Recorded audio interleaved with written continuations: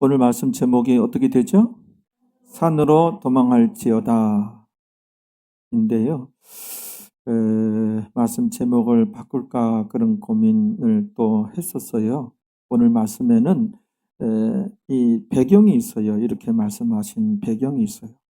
그 배경을 모르면 진정한 교훈을 얻기 힘들어요.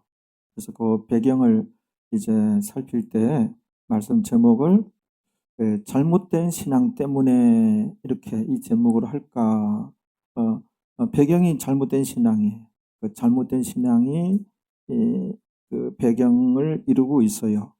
그래서 예수님께서 오늘 이런 이제 말씀도 하신 것이고, 그 잘못된 신앙 때문에 예루살렘이 멸망하고 예루살렘 그 성이 무너지고 그 안에 예루살렘 성전이 완전히 이제 망하게 되는, 그게 다 세상 만사를 주관하시는 하나님께서 그렇게 하신 것이거든요.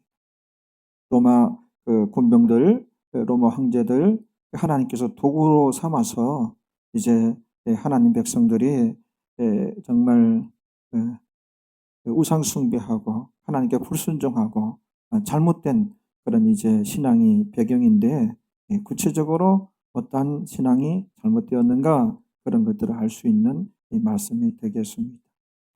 그래서 이제 15절에 우리 다시 한번 읽어봅니다. 어떻게 시작하죠?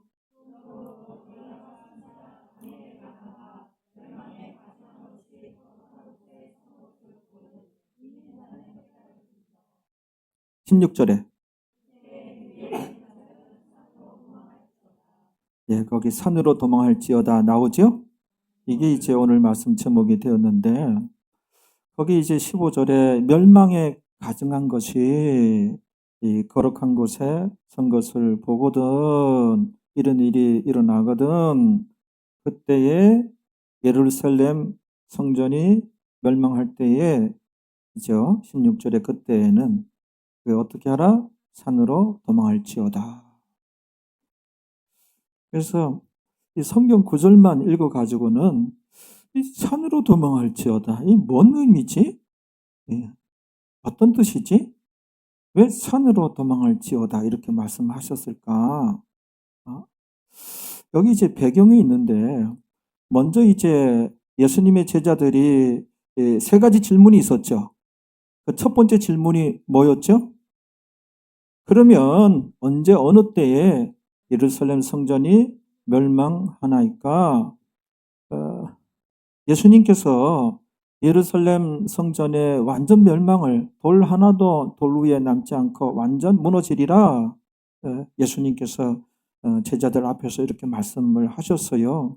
그 제자들은 예루살렘 성전에 대해서 대단한 그런 긍지와 자긍심을 갖고 자랑거리였고, 정말 아무튼 그들 마음에 자리 잡고 있었던 예루살렘 성전인데, 그게 이제 아주 무지막지하게 완전 무너지리라.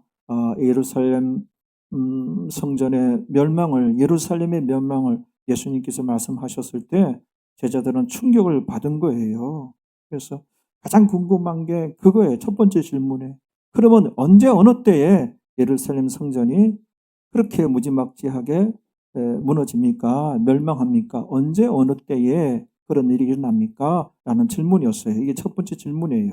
이 첫 번째 질문에 대한 예수님께서 이제 답변을 하셨는데, 예수님의 답변은 정확하게 언제 어느 때 예루살렘 성전이 무너지리라 이런 말씀을 하시지 않고, 예루살렘 성전이 완전히 멸망한다, 그때에 너희들이 어떻게 해야 하느니라 이 말씀이에요.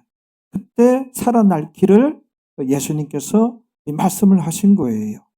피할 길을 말씀을 하신 거예요. 그래서 시기적으로 보면은 예수님께서 오늘 본문을 예언하신 지 약 36년, 37년 후에 그대로 이게 이제 성취가 돼요. 그래서 예수님께서는 산으로 피하라, 산으로 피하라 했는데 철저히 이들은 불순종해서 고스란히 다 죽어가요. 아주 그 참혹하고 참담한 그런 광경을 이들이 겪게 되거든요. 소위 하나님 백성들이. 예수님 말씀에 여지없이 또 불순종해요. 그때 이런 일이 닥쳤을 때. 그게 다 그 당시 종교 지도자들을 잘못 만나가지고 제대로 그 신앙교육을 받지 못해서 이들이 잘못된 신앙생활을 하게 되어진 그 결과이거든요. 그래서 우리가 16절에 보면은 산으로 도망가라. 절대 그때 예루살렘 성전이 무너지고 망하게 될 때에 너희들 집 안으로 들어가려고 하지도 말고 특히나 예루살렘 성전으로 들어가지 말라. 밖으로 나와서 산으로 도망치라. 산으로 도망치라. 왜일까요? 이게 이제 주 70년 로마의 디도 장군이, 이 사람이 나중에 황제가 되죠. 디도 장군이 대군을 이끌고 와서 예루살렘 성을 이렇게 에워쌉니다.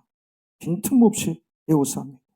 여러 날을 그 안에 예루살렘 성전이 있기 때문에 에워쌉니다. 그런데 에워싸여 있는 동안에 이 성전 안이 굶주려서 죽어가고 이제 도독대와 강도대가 들끓어가지고 강도에 의해서 죽어가고 맨 나중에는 여기를 이제 불로 다 싸질러가지고 안에 집이며 또 그 성전이며 다 불타서 없어져요.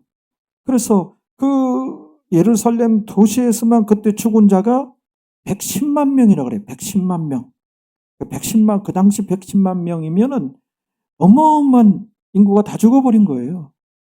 포로로 잡혀서 이제 그 9만 7천 명이 또 17세 그 이하는 다 노예로 팔려가고 서로 그 노예를 또 선물로 주고, 그때 예루살렘이 멸망할 때에 로마 그 유학생 그 출신인 지식인 그 요세푸스라는 사람이 있어요. 이 사람이 그 당시 어쩌다가 로마군에게 포로로 잡혀요. 그래서 로마군 사령관이 딱 보니까 죽이기는 아까운 거예요. 그 로마 유학생 출신이고 또 지식인이고, 그리고 더욱이 헬라어와 히브리어에 능통한 거예요. 그 통역관으로 쓰자 해서 이 사람이 그 통역관으로 남으면서 그 예루살렘 멸망하는 그 광경을 다 보고 기록으로 남겨요. 그게 이제 책으로 이제 남았는데, 그 요세푸스, 자신의 이름 그대로 요세푸스라는 이제 그 책이에요. 이 사람이 유명한 유대 역사가이거든요. 이 책이 그 하버드 대학에 이렇게 그 책이 남아 있다고 그러더라고요. 그 책에 보면 그 당시 예루살렘 성이 포위당해서 그 멸망하는 그 과정에 아주 참담하고 처참한 그런 이제 비극 그 장면을 그대로 이제 이렇게 묘사를 했는데, 그 일부분을 이제 소개를 한다면은 제가 여기 메모를 해왔어요. 한번 들어보세요. 그 한편 유대인들은 모든 출구가 막혀 성 밖으로 도망칠 수 있는 모든 희망은 사라져 버렸다. 기근이 점점 더 심해져 가족들과 식구들이 죽어갔다. 옥상에는 못 먹어서 완전히 탈진한 여자와 아이들로 북적거렸고, 길에는 노인들의 시체가 즐비했다. 아이들과 어른들 그리고 청년들은 못 먹어서 부은 얼굴로 시장 거리를 유령처럼 돌아다녔으며 아무데나 쓰러져 죽어갔다. 마리아라 하는 여인이 있었다. 그녀는 너무 못 먹어서 자신의 아들을 잡아 먹고는 남은 부분을 숨겨두었다. 강도들이 구운 구수한 고기 냄새를 맡고는 음식을 달라고 협박했다. 나중에 사람의 고기라는 것을 알고는 강도들은 기겁을 하고는 그 집을 도망쳐 나왔다. 이 부분은 예루살렘 멸망 당시의 일부분이다. 그 성 안의 강도들은 칼이 잘 드나 시험하기 위해 죽은 시체나 숨이 붙어있는 사람에게 찔러 보았으며 살려달라고 절규하는 자들을 비웃었다. 같은 동족인 강도들에게 죽은 자가 더 많을 정도였다. 시체가 도시 안에 성 안에 썩어서 냄새가 진동하자 처리를 못해 강도들은 성 밖으로 던져버렸다. 성 안의 주민들이 그 말을 삼키고 탈출한다는 소문이 퍼지자 로마군과 강도들은 금을 얻기 위해 한 사람의 배를 갈라서 그 말을 끄집어냈다. 어떤 때는 하루에 2,000명이 고통스러운 죽음을 당했다. 로마군에 저항하다가 갇힌 성에서 탈출을 못하고 죽어 성 밖으로 운반된 시체는 11만 5,880명이고 그래서 죽어서 아무튼 성 밖으로 던져진 자는 무려 60만 명이었다. 시체를 옮기다가 힘들면 큰 집에다가 차곡차곡 쌓은 후 문을 잠갔다. 그리고 성 안에 풀과 소똥도 먹느라고 남아있지 아니했다. 이러한 처참함은 로마 군의 동정심을 자아낼 정도였다. 그리고 17세 이상은 포로가 되어 이집트의 작업장에서 중노동에 평생 붙들렸다. 그리고 노예로서 선물로 보내지기도 했다. 로마의 콜로세움 경기장에서 맹수의 밥이 되거나 검투사가 되어 죽어갔다. 유대인들은 음식을 주지 않는 로마 간수를 저주하며 죽기도 했고 음식 먹기를 거절하여 죽기도 했다. 로마군이 예루살렘을 포위하자 전투 중 포로는 9만 7천 명이었고 도시 주민 전체의 총 사망자는 무려 110만 명이었다. 쭉 내용이 많아요. 대충 이제 발췌를 했는데 주 70년에 그 로마의 디도 장군이 이렇게 에오를 싸고 성을 빈틈없이 싼 거예요. 이 사람들이 어떻게 유대인들이 그 안에 예루살렘 성전이 있거든요. 성전을 적으로부터 지키느라고 다 성전을 그 안에 지키느라고 들어가고 그렇죠? 그래서 또 성전 안에 하나님이 계시니 또 살기 위하여 모여들었어요. 이게 잘못된 신앙이라는 거예요. 예수님께서 이거를 이미 36년 전에 다 보시고 이런 헛짓을 할 것을 다 보시고 예수님께서 그때 밖으로 나와서 산으로 도망치라는 거예요. 성 밖으로. 근데 예루살렘 성전 지키기 위해서 목성국을 지키기 위해서 그게 하나님인 줄 알고 예루살렘 성전이 우상시된 거예요. 우리가 교회당, 예배당 이게 신앙인이 예배드리고 기도하고 귀한 장소 임금받으면 사실이지만은 이 건물과 연회하고 우리가 이게 신앙 대상이 돼서는 안 돼요. 신앙 대상은 오로지 영이신 하나님이에요. 예배당 너무 예배당 연회하고 예배당이 우상이 되는 거예요. 십자가도 마찬가지예요. 십자가도 우리 기독교 상징이니 심볼이니 그래서 의미가 있고 그렇죠. 거기에 이제 예수님께서 달려서 죽으셨으니 의미가 있는 것이죠. 그러나 그 십자가가 우리 신앙 대상이 돼서는 안 돼요. 눈이 안 보이는 하나님이 신앙의 대상이고 참으로 중요한 것이 그 하나님의 말씀이에요. 그 성경이 그 하나님 말씀이 기록된 성경책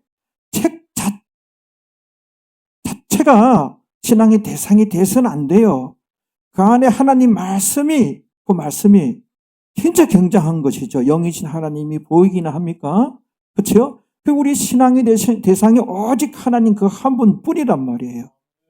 그분의 말씀이니 너무너무 귀하단 말이에요.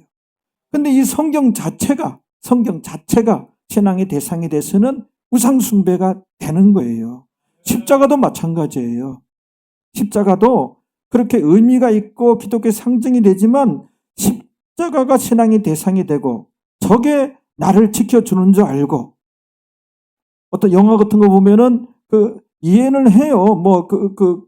영화 재밌게 만들어야 될 거 아니에요. 신부가 누가 나와서 악령들이 설치고 하면은 이제 십자가 가지고 쫙 하고 성경책 가지고 쫙 하고 그거 아니에요. 영이신 하나님을 우리가 경배해야 되고 신앙의 대상이고 그분의 말씀이 나의 생명같이 귀한 것이죠. 그렇죠? 그렇단 말이에요. 그래서 교단 중에 장로의 그 합동 측은 예배당 안에 십자가가 없어요. 십자가가 우상이 돼서는 안 된다. 그런 견해거든요. 그래서 그 교단이 탁월하게 좋냐? 그렇지는 않아요. 기독교의 상징이니 심볼이니 걸만한 거예요. 우리의 십자가가 경배의 대상이 아니에요. 요 강단도 마찬가지예요. 요 강단이에요, 강단. 옛날에는 저희는 제단이라고 교육을 받았어요. 그래서 거의 우상시 됐어요. 그래서 여기 올라올 때는 저 밑에서 무릎 꿇고 기도하고 여기 올라왔어요. 기도하고 이거를 만지고 또 교회에서 뭐 문학의 밤인지 교회에서 성탄절 행사하고 하면은 요 강단이 그 무대가 되어야 되기 때문에 이거를 옮긴단 말이에요. 옮기면은 여러 명이 붙어서 옮기는데 다 무릎을 기도하고 옮겼어요. 아무나 옮기지 못해요. 일반 성도들은 못 옮기게 하고 주의 종들이 옮기고, 제가 이 교회 행사할 때 뒤에 글자 붙이는 그런 일을 이제 청년 때 이제 많이 맡아서 봉사하고 그렇게 했어요. 그렇게 했는데 꼭 기도하고 올라와서 글자들을 붙이고 심령 부흥성에 뭐는 글자를 붙이고 그랬던 거거든요. 근데 그게 잘못된 거예요. 이게 강단이에요, 강단. 이 복장도 마찬가지예요, 복장도. 복장도 우리 앉아 있는 사람들이 이해가 된다면은 티를 입고 청바지를 입고, 미국에는 이미 티를 입고 청바지 입고 그렇게 설교를 해요. 어마어마하게 사람들 모여 있는데도 예배 시간에 그렇게 해요. 그렇게 정장을 하는 교회도 있지만 괜찮다고 봐요, 그거는. 근데 우리는 아직 청바지에 티를 입을 만한 그런 이제 그런 괜찮아요. 그렇게 해도 돼요, 우리나라는. 우리가 무엇에 집중해야 되고 무엇에 치중해야 되며 신앙의 핵심이 뭐며 신앙의 본질이 뭔가를 알아야 돼요. 영이신 하나님이 우리의 신앙의 대상이고 경배고, 알겠죠? 그분의 말씀이 너무너무 중요한 거예요. 그분의 말씀이. 알겠죠? 근데 여기 이제 잘못된 신앙은 그 예루살렘 그 성전을 우상시했단 말이에요. 거기를 꾸미고 거기를 이제 치장하고 거기를 화려하게 하면 하나님께서 기뻐하시는 줄로, 하나님께 큰 영광이 되는 줄로 그 당시 썩어 빠진 주의 종들이 그렇게 몰고 간 거예요. 성경은 그렇게 안 가르쳐요. 해석하게도 우리 조국 대한민국도 강단의 주의 종들이 예배당 건축 그 필요성에 의해서 너무 거기에 그냥 의미를 막 부여한 거예요. 연결 안 되는 성경 구절도 연결해서 예배당 건축하는데 헌신하고 봉사하고 갖다 바쳐라, 바쳐 해가지고 예배당 반드시 재워놓으면은 일반 무신령들이 그걸 교회인 줄 알고 모여드니까, 그래서 온갖 은행 빚을 내가지고 빚을 해서 크게 줘요. 그러면 웬만하면은 그 교회 사람들이 모여들어요. 그래서 그 뭐 한 10년 걸쳐서 그 빚을 갚는 거야. 빚 갚는 거야. 그렇게 해서. 그러니까 이게 순기능이 되는 거야. 상업적인 순기능이 되는 거야. 이거 아니거든요. 요 사람들을 진짜 영이신 하나님을 향할 수 있도록, 하나님 말씀에 벌벌 뜰 수 있도록 그 치중을 해야 돼요. 그러면 많이 안 모여요. 그렇게 안 모여요. 원래 생명은, 진리는 숫자가 적어요. 여기가 유대인들이 예수님께서 보시니 그런 난리통에 분명히 그 예루살렘 성전 안에 들어가야 산다. 유대인들이 거기에 저 예루살렘 성전 지켜야 된다. 성 안에 다 모여드는 것이 다 보인 거예요. 현재 이들의 신앙이 주의정 잘못 만나가지고 완전히 잘못된 신앙을 갖고 있었던 것이죠. 그래서 36년 후에 진짜 아주 참담한 그런 비극이 펼쳐지는 게 다 보였던 거예요. 그래서 저는 성경을 읽으면서 산으로 도망쳐라, 이게 이해가 안 돼서요. 영적으로 이해가 안 되고 난데없는 말씀이기도 해요. 이 배경을 몰라서 그런 거예요. 제가 그때는 배경사를 몰라서. 이 배경에는 지독한 잘못된 신앙이 자리 잡고 있는 거예요.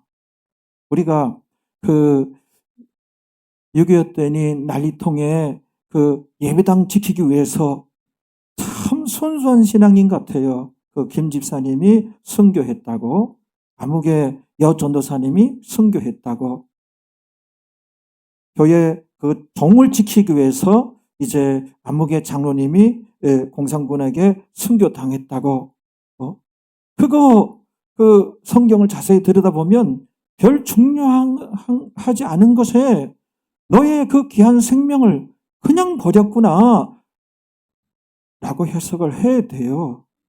지금 그런 이제 교회들 보면 지금 현재 그 교회들과 그 정탑은 어디로 갔는가? 박물관에, 그것도 국가 그 박물관이 아니야. 그냥 그 교회 이제 기념할 만한 그런 이제 장소에 보관돼 있어요. 그게 뭐 은혜가 되고 교회도 진짜 그 보관하고 유지하는데 나가 빠진 교회 그 비용이 더 들 정도예요. 그거 아니에요. 그거는 우리 교회 모여서 예배드리는 장소로서 함부로 대하지 말아야 될 정도다라고만 생각을 해야 되는 거예요. 거기서 생명을 바쳐? 아니, 너의 생명이 더 귀하다는 게 하나님 말씀이에요. 그래서 산으로 도망쳐서 너의 생명을 보존하라. 후일을 도모하라. 살아있을 때, 살아있어야 제대로 된 신앙생활 할 가능성이 있는 거예요. 살아있어. 그때 댕강 목숨이 끝나버리면 뭐예요? 하나님 만나긴 만났는데 잘못된 지도자 만나서 엉터리로 신앙생활 하다가 하늘에 가서 갈지 못 갈지 모르고 가더라도 전혀 상이 없는, 그게 뭐예요?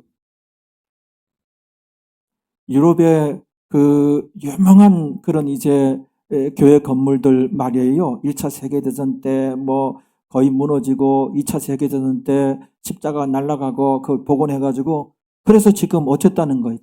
지금 관광객들이 관람하는 그런 장소 좋게 풀린 거예요. 관광객들이 둘러보는 그런 장소 왜? 그게 뭐 생명이 있고 뭔 영혼을 구하고 무슨 영향력이 있어요? 그 나라 백성들이 그것 때문에 그 기독교인들 그 신앙 지킵니까? 다 무너져 버렸어요. 신앙 다 버리고 옛날에 그 유물이에요. 우리나라 그 뭐 석가탑, 다보탑 그거하고 별 다를 바가 없어요. 그게 그런 건물들이 뭐예요? 카페로 팔려나가고 술집으로 팔려나가고 술집으로서는 그 인테리어 차원에서는 약간 고풍스럽기도 하고 거기서 술을 마신다? 이거는 마귀적 그런 사고가 통해버렸어요. 살짝 인테리어만 해도 이 분위기 산다? 안 그래도 어두운 분위기에 뭐 그렇게 팔려나가고 이슬람 그 교회로 팔려나가고 지금 그게 뭐 어쩌다는 거예요. 아무런 필요 없잖아요. 그렇게 해서 지키고 신앙인들이 진짜 우리가 무엇이 중요하고 무엇에 치중해야 되며 무엇이 신앙의 핵심이며 무엇의 신앙의 그 본질인지를 우리가 알아야 돼요. 그래서 그 주변 것들, 신앙이 아닌 것들 치중하고 참으로 이 변화되는 게 중요한 거예요. 산으로 도망가라. 너의 생명이 중요하다. 사는 과정의 변화와 성장을 보고자 한 것이고 너 후회를 도모하라. 오히려 도망쳐가지고 고을산에 3840 유격대가 되는 게 더 낫고 레지스탕스가 되는 게 더 낫고 독립군이 되는 게 더 나은 거예요. 왜 그 나갈 빠진 건물에 그거는 모일 때나 의미가 있고 비바람 막아주고 더위 막아주고 추위 막아주고 우리가 공적인 예배당 예배드리고 기도하고 그거 공산군이 몰려와서 못하게 됐으니 산으로 도망쳐가지고 다시 신앙의 남쪽으로 내려와서 신앙의 공동체를 이루든지 진짜 우리가 치중해야 할 것이 하나님 말씀 앞에 벌벌 떠는 그게 경외거든요. 그런 자들은 하나님께서 나바트 돌봐주신다, 보호하신다, 나와요. 제발 깨달으시고 이제 그냥 분위기 따라가지 말고 잘못된 가르침 따라가지 말고 정말 내가 구원 얻었으면 어떠한 신앙인이 되어야 하는가 이런 것들이 저는 참 이 배경사를 가르쳐야 되겠다 마음이 막 그냥 뜨거워지고 저는 이거는 고급진 양육이다 그런 생각이 듭니다. 그래서 봐봐요. 이런 배경하에 그 다음에 17절입니다. 17절 시작. 예, 이런 말씀이 저는 청년 때 뭔 의미인가, 무슨 뜻인가, 도통 알 길이 없는 거야, 알 길이 없는 거야. 그냥 읽고 지나갔어요. 알 길이 없는 거야. 근데 이것도 마찬가지예요. 그 집으로 물건을 가지러 내려가지 말라. 빨리 산으로 도망쳐야 할 때지. 대군이 밀려와서 철저히 에워싸버리고 아주 아무도 통역 못하게 만들어서 그 안에 강도들이 설치고 도둑대가 들끓는 시차 처참하고 참담한 광경이 굶주려서 죽을 것이고, 그게 중요한 게 아니. 빨리 산으로 도망치니, 집안에 있는 물건 가지러 가지 말라. 나중에는 다 불로 태워질 것이니, 예? 집안에 있다가 영락없이 굶주릴 것이고, 뭐요? 강도의 칼날에 죽을 것이니, 너희 집은 불길에 휩싸일 것이니 빨리 산으로, 그럴 계제가 아니고 그럴 겨를이 없다. 산으로 도망쳐서 하나님께 주신 생명이 귀하다. 거기서 지도자 잘 만나서 제대로 된 신앙생활 살아 생전에 한번 해봐라. 지금까지는 주의 종 잘못 만났으니 참 너 불행이다. 그런 내용들이 알기나 아시겠어요? 이 부분을, 이 배경을 모르는 분들이 많아요. 하나님이 아니고는 안 가르쳐줘요. 18절도 같은 맥락이에요. 이것도 옛날에는 이 글자만 봐서 뭔 내용인지 몰라요. 한번 읽어봐요. 같은 말이에요. 빨리 산으로 도망치라는 겁니다. 이미 집은 불길에 휩싸여 있을 것이니 강도 때가 들끓어서 사람이 사람을 잡아먹고 성 밖으로 던져진 시체만 해도 60만 명이라는 거예요. 19절도 마찬가지. 19절도 똑같은 의미예요. 이것도 뭔 의미인지 전에는 몰랐어요. 알 길이 없는 거예요. 읽어봐요. 지금 이 당시에는 성이 또 쌓여버리면 왜 예루살렘 성 안으로 모여들어요? 그 안에 예루살렘 성전이 있었거든요. 성전을 지켜야 된다. 내 생명보다 귀하다. 아니에요. 내 생명이 더 귀한 거예요. 그때는 살아있어야 신앙의 본질이 무엇이며, 신앙의 핵심이 무엇이며, 무엇이 중요하며 무엇에 치중해야 되는지, 그 기간이 있는 거잖아요. 그 기간이 있는 거죠. 오늘날 많은 신앙인들이 잘못된 신앙생활, 잘못된 것을 붙잡고 어쩌자는 거예요. 너무 우리 조국의 교회도 교회 건물 짓는데 교회의 그 에너지를 많이, 교회의 역량을 많이 투입해. 그리고 지금 역량도 안 되는데 아직까지도 이 건물이 묘라고. 그러니까는 지어놓으면 그것만 교회인 줄 알아요. 신앙심이 별로인 사람들이. 너희가 들을 기가 있느냐? 들을 기가 없어요. 들어보고요, 교회 선택하고. 어이쿠나. 들을 기는 있고, 듣고 분별은 할 수 있고, 그런 실력도 없으면서 그런 말을 하고 그러더라고요. 그렇더라고요. 뭐 하겠다는 거예요, 그게 건물이? 10년 후, 20년 후 보세요. 그대로 그래 유럽 스타일로 그냥 교회가 빈 건물로 그 어떤 그 상업시설이 들어오고 유지가 안 되는 거예요. 그 어마어마하게 교회 지어놓은 거. 그리고 교회를 건축하더라도 실용적으로 딱 이렇게 짓고, 요즘 같은 짓는 거는 교회 안에다가 어떤 성도들의 또 개인이 존중되는 시대니까 어떤 쉴 수 있는 그런 공간들을 이렇게 만들어 놓고 지으려면은 그것도 뭐 돈이 또 많이 들어가겠죠. 여러 가지 그렇게 실용적으로 져야 돼. 그냥 고딩 양식으로 교회를 그냥 서양 본받아 가지고 정신 썩어 빠진 것들이에요. 썩어 빠진 것들. 뭐 그런 것들이 주의 종이라고 하나님의 돈을 그렇게 써버려요. 안 돼요. 실용적으로 해서 이제 교회를, 그러니까 바깥의 인테리어적인 것은 많이 제해버려야 되는 거예요.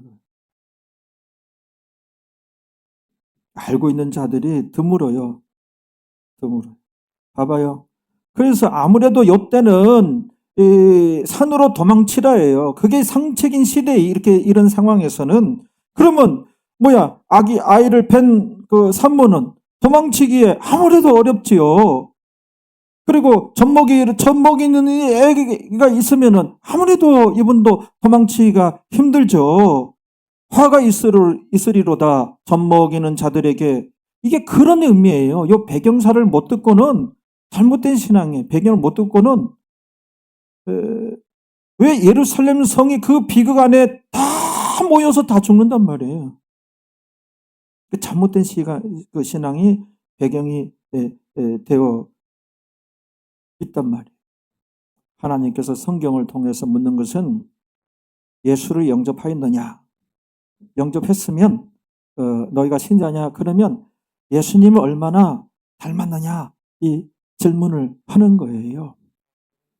우리가 예배당의 종보다도 진짜 중요한 것은 나의 생명이고, 신자들 말이에요. 생명을 보존하는 가운데 그동안에 못해본, 그동안에 잘못 신앙생활 했으면은 이제는 예수님 닮아가기 위해서 여기에 생명을 걸어야지. 아니, 땡그랑 종 지키려고 생명을 걸어? 그 유물적 신앙 잘못된 거고, 유적적 신앙 잘못된 거예요.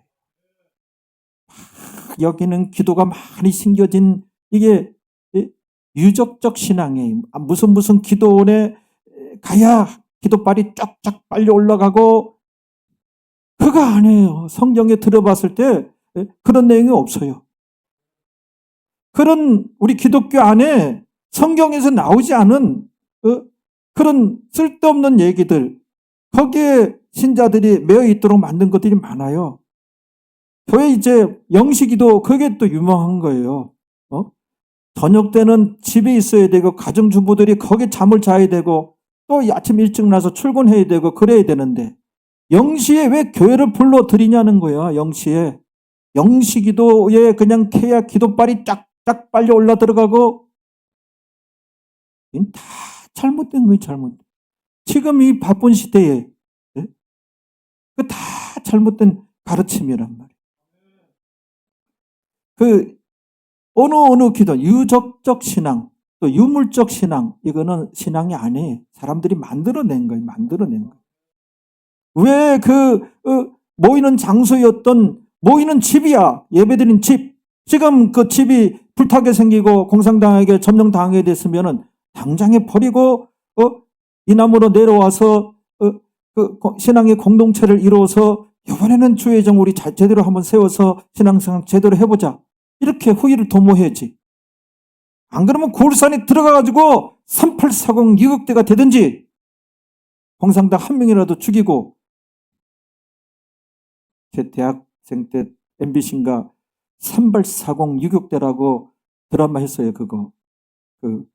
북한 황해도 고울산이 있는데, 거기 이제 어떤 자유민주주의 사상 갖고 있는 사람들이, 그런 청년들이 산속에 숨어서 공산당하고 대항하고 전쟁하고, 그런 프로그램. 레지스탕스가 되든지. 왜 그렇게 허무하게 종 지키느라고, 예배당 지키느라고. 이게 연장해서 많은 우리 생각이 바뀌어야 됩니다. 결국 예루살렘 성전도 하나님께서 그렇게 무너뜨린 거예요. 그들의 우상숭배와 잘못된 신앙 때문에. 예루살렘 성전 그 전에 솔로몬 성전이요. 솔로몬 성전도 말입니다. 정말 그 솔로몬 성전은 첫 번째 성전이잖아요. 성막을 있다가 하나님 지시하는 대로, 하나님 지시하는 식양대로 지은 거예요.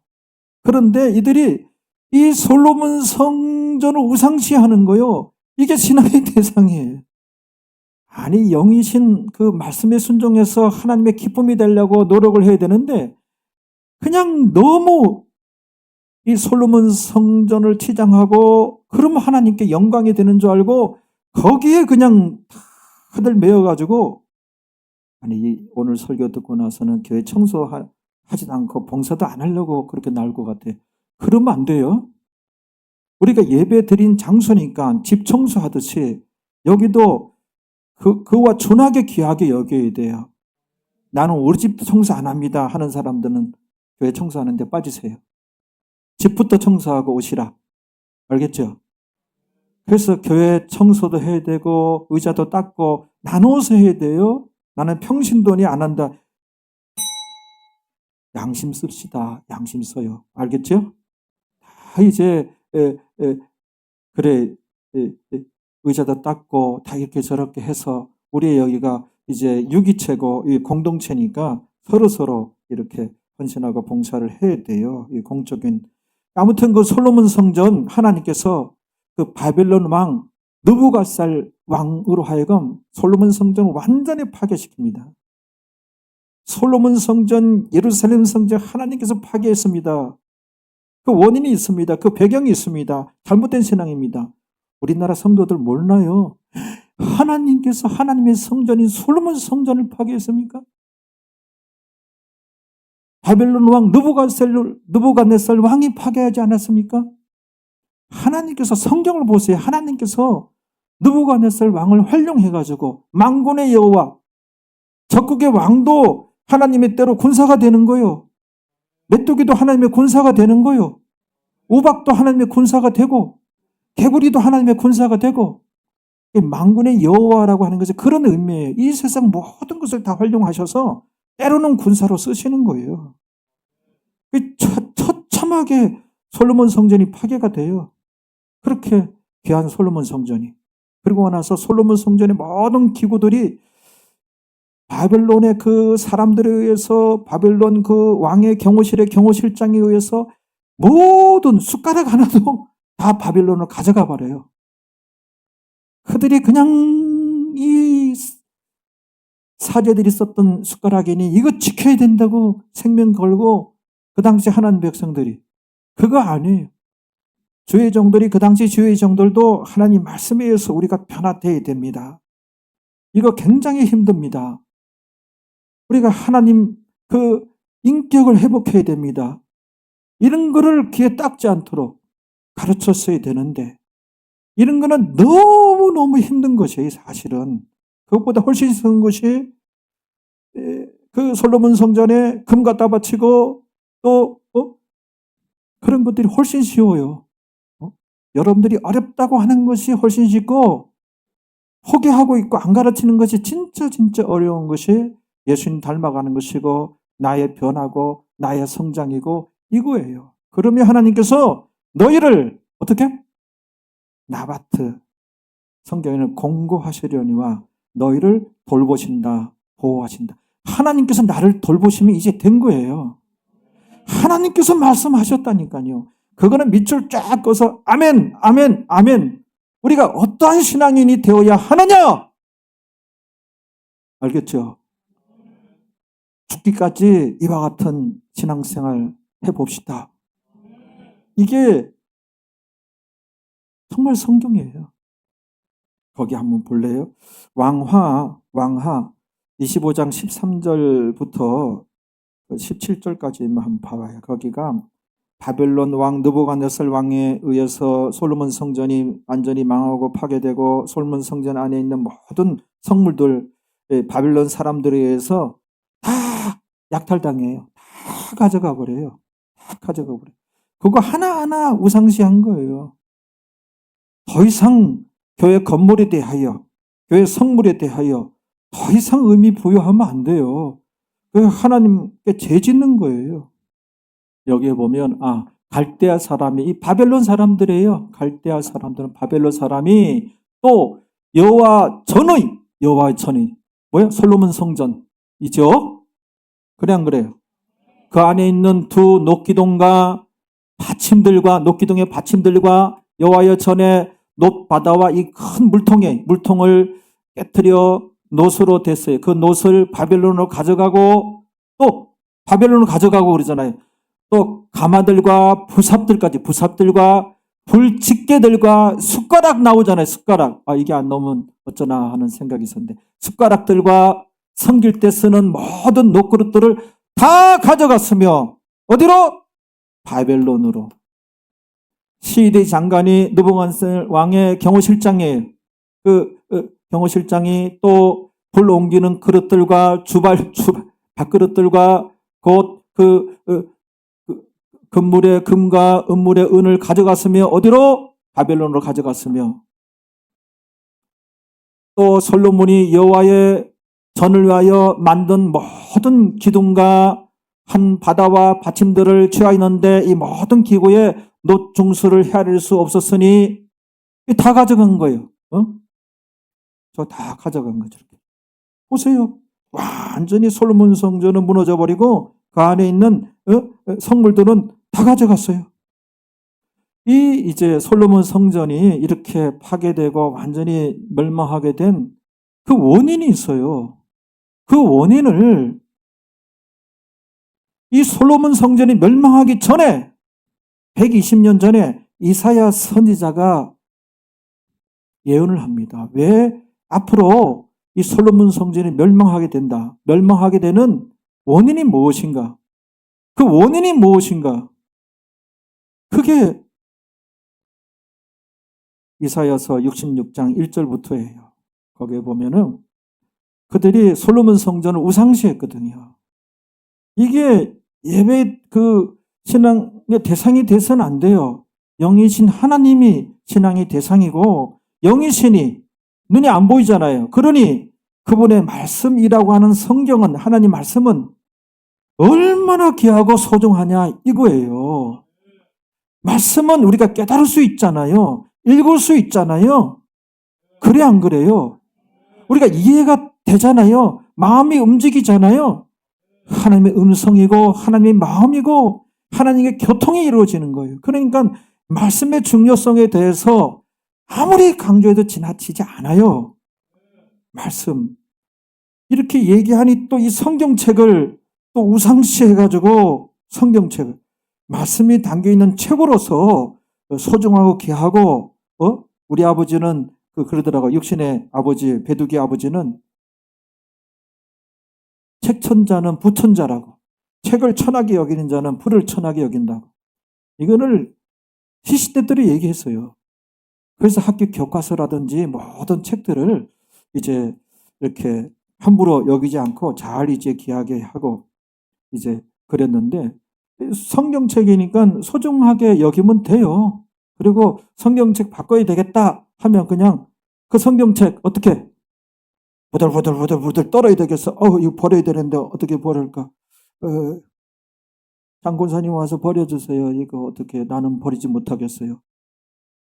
있어요. 쓰레기통 버려야 돼요. 그런 거는 이제는 새 성경들. 그 안에 있는 말씀. 그 말씀이 하나님 말씀이기 때문에 너무너무 귀하지. 이 무속신앙에서 온 잘못된 그런 신앙들이 많단 말이에요.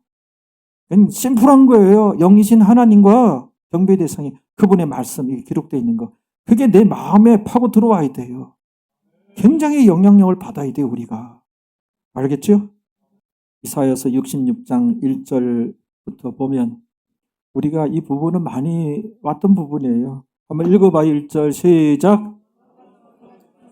예, 여호와께서 이같이 말씀하시되 이제 66장 1절 이하에 보면은 하나님께서 어떤 신앙을 기뻐하시는지 우리가 무엇에 집중하며 무엇에 치중하며 무엇이 중요한지 뭐가 핵심인지 뭐가 본질인지 신앙의 말이에요. 그거를 여기서 우리가 발견하게 돼요. 이제 철저히 깨달았으니 이 깨달음에 영향을 받으시기 바랍니다. 여호와께서 이같이 말씀하시되 하늘은 나의 보좌요. 하나님이 얼마나 광대하시고 크신 분이신가. 하나님이 앉으신 의자, 보좌를 놓으면 하늘이 다 덮인다는 거예요. 그렇게 크신 하나님인데 그 당시 그 하나님 백성들 신앙생활 볼 때 조그만 예배당에다가 왜 나를 가두려고 하느냐? 왜 나는 이렇게 광대한데 그러니까 너무 솔로몬 성전을 우상시하고 거기만 하나님 계신 줄 알고 그거 아니라는 것이죠. 땅은 나의 발등상이니 발등상은 발판으로 보면 돼. 하나님께서 하나님을 이렇게 사람 모습 의인화한 거예요.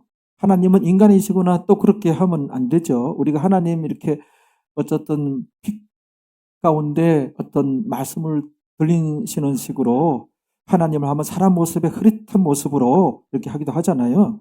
근데 의인화한 것이에요. 하나님은 영이시니, 예? 예.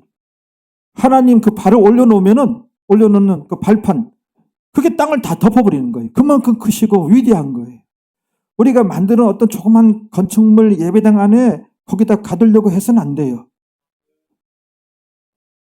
또 나를 위하여 무슨 집을 지었고 너희들이 어떻게 집을 짓는다는 거야. 나의 집을, 나의 안식할 처소가 어디랴. 그 작은 예배당 아니라는 거예요. 예배당하고 연회하고 예배당이 우상시 되어 있어서 그게 배경이에요. 여기가 2절, 나 여호와가 말하노라. 하나님이 말씀하시는 거예요. 나의 손이 모든 것을 지어서 다 이루었노라. 그렇죠. 이 우주 모든 별과 지구며 무릇 2절에 참 중요한 거예요. 2절에 별표 3개예요. 제가 별표 3개면 제일 중요할 때 별표 3개거든요. 무릇 마음이 가난하고, 우리가 무엇이 중요한지 나오잖아요. 첫째, 마음이 가난하고 하나님에 대하여, 하나님 말씀에 대하여 배고파해야 돼요. 가난한 심령이 돼야 돼요. 말씀을 사모합니다. 정확한 하나님 말씀을 들려주옵소서. 제가 교정되기를 원합니다. 제가 이제 치료받기를 원합니다. 어떻게 해야 되는지 길을 보기를 원합니다. 말씀하여 주옵소서. 하나님 말씀에 가난한 자, 배고파하는 자, 하나님 말씀이면 아멘! 아멘! 아멘! 하나님 그 말씀, 우리 신앙에 무엇에 치중해야 되고 무엇에 집중해야 되는지 알겠죠? 무릇 그 마음이 가난한 자가 돼야 돼. 말씀 앞에, 하나님 앞에. 그래서 심령에 통회하며 하나님 앞에, 하나님 말씀 앞에 말씀이 임하면 우리가 회개하며 내 자신을 그 말씀 앞에 서보며 우리 온갖 잘못된 것이 말씀 앞에 섰을 때 다 보여야 돼요. 철저한 회개가 이루어지며 진정한 의미의 회개가 이루어져야 돼요. 누칠 해자와 고칠 개자, 고칠 개자. 그렇죠? 누이치기만 하고 눈물, 콧물, 번복에 대해서 잘못했다고 그러고 그 다음에는 그 회만 있는 거예요. 개가 없어. 거기서 끊어야 돼요. 돌아서야 돼요. 다시는 그 짓 하지 않아야 돼요. 나의 의지가 발동이 돼야 돼요. 맨날 하나님 앞에서 거짓말하고 부도수편 낱말하고 울며 불며 요거까지는 잘해. 그건 회만 한 거야. 개가 있어야 돼. 고칠 개, 돌아서야 된다. 그래야 진정한 회개가 이루어지는 거예요. 회개 열매를 맺으십시오. 그 말씀이 개가 있어야 된다는 거예요. 완전히. 그래서 심령에 통회하며 그 말씀 앞에, 하나님 말씀 앞에 정말 내가 심장이 떨리고 진정한 회개가 이루어져야 돼요.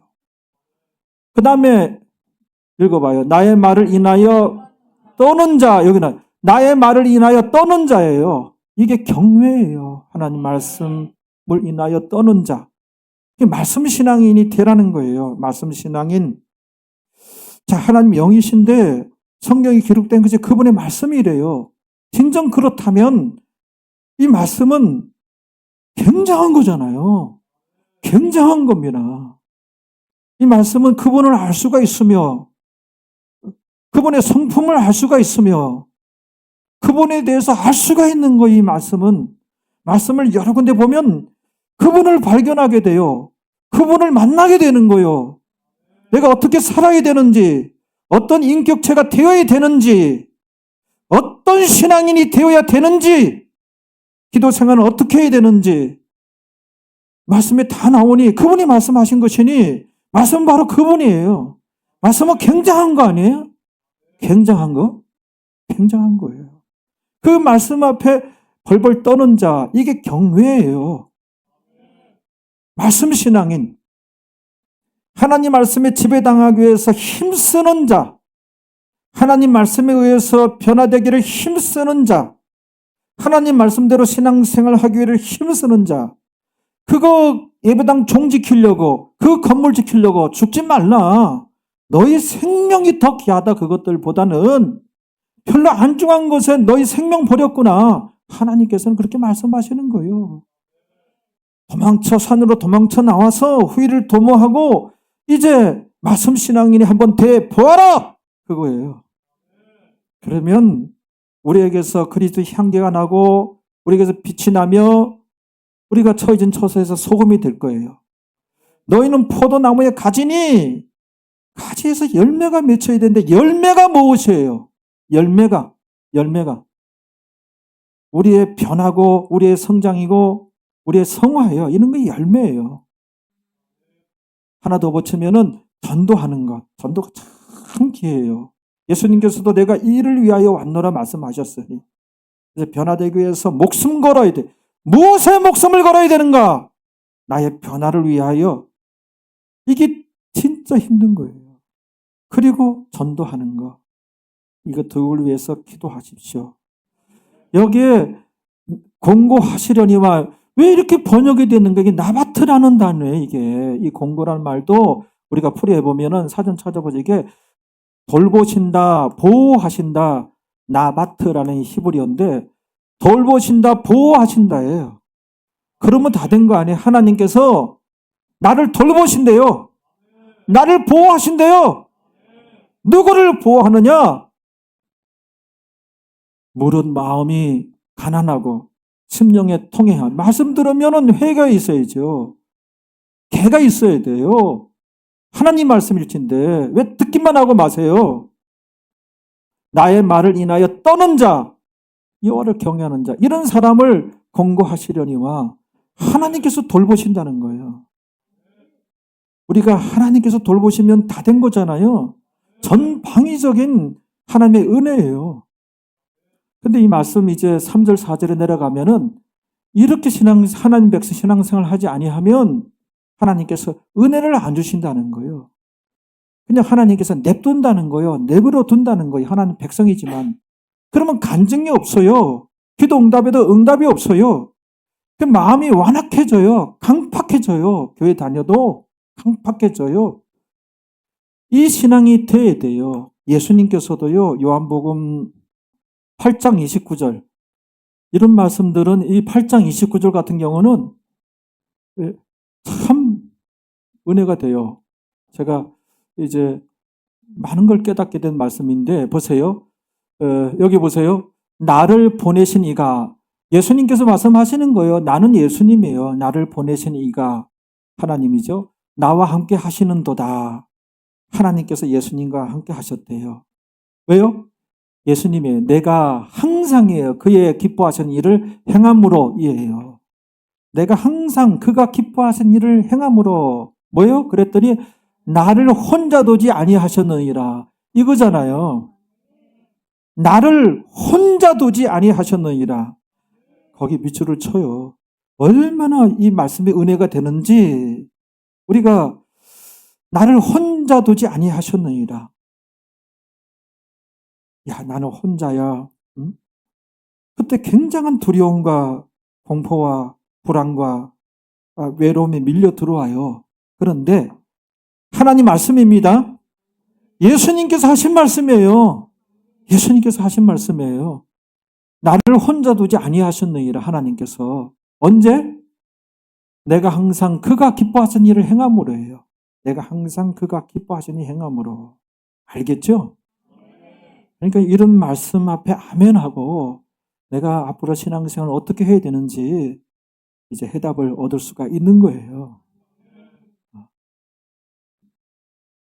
그 다음부터는 그 당시에 그 솔로몬 성전을 이제 앞으로 파괴하게 되는 그 예언을 이제 120전에 이사야 선지자가 이 말씀을 하신 거예요. 오늘 66장 1절부터 3절부터 보면 그 당시에 그 신앙인들 그들의 기도와 예물에 대해서는 어떻게 하신다? 1절, 2절 받고 3절. 예. 소를 잡아 드리는 것은 살인함과 다름이 없고 이게 굉장히 충격적으로 와닿아야 돼요. 하나님께서 말씀하신 것이 소를 잡아서 제사 드리게 돼 있는 거예요. 하나님 말씀한 대로 하는 거예요. 그런데 비용도 많이 들잖아요. 그런데 뭐예요? 말씀 신앙인이 아니면 그냥 예배당에 그냥 예배당이 우상시 됐어요. 그런 자들, 솔로몬 성전이 우상시 되는 자들, 그런 자들이 이렇게 큰 예물을 드려도 어떻게? 살인함과 다름이 없고 하나님께서 왜 이렇게까지 말씀하셨는지를 봐야 돼요. 여기서 섬찟해지고 크게 깨닫는 거예요. 어떤 신앙인이 되어야 하는가? 어떤 신앙인이 되어야 하는가? 이게 우리의 한 80%가 돼야 돼요. 말씀 신앙인이 되기 위해서 80%.